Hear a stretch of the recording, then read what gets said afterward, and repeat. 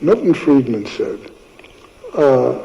this is in January 2006, quote, "There is no other period of comparable length in which the Federal Reserve System has performed so well.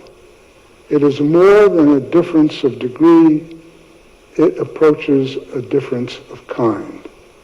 Now, being that Milton Friedman was the most severe critic of the Federal Reserve up to that point, I do think that sometimes his viewpoints ought to be considered in this particular case. Chairman Greenspan reminded me of something. I think I'll be provocative because Alan Meltzer wrote an editorial recently, an op-ed, saying that Milton Friedman wouldn't approve of the Federal Reserve's behavior. I grasped the mantle of Milton Friedman. I think we are doing everything Milton Friedman would have us do. Besides the stability of the period that Chairman Greenspan just referred to, I think what Milton Friedman would say is that the Federal Reserve is responsible for the stability of nominal aggregates, including prices. And that means that, in particular with respect to inflation, that you don't want inflation to be too high, but you also don't want it to be too low.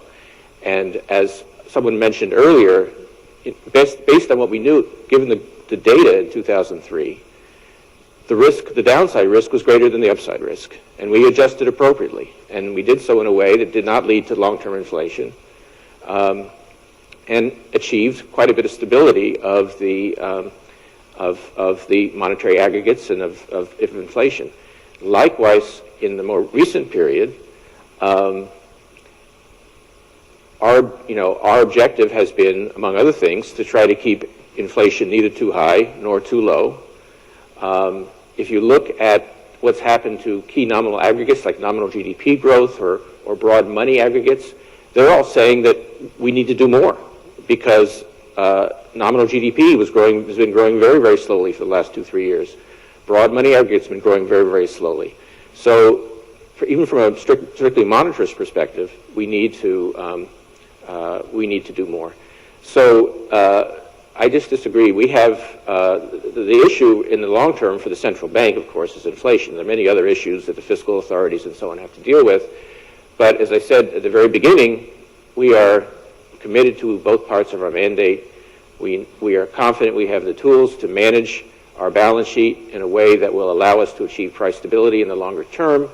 But what we're trying to achieve now, which is entirely consistent with monetary theory and practice, is stability of inflation and stability of monetary policy within an extraordinary circumstance, extraordinary context. But so I think we're considering both the long term and the short term.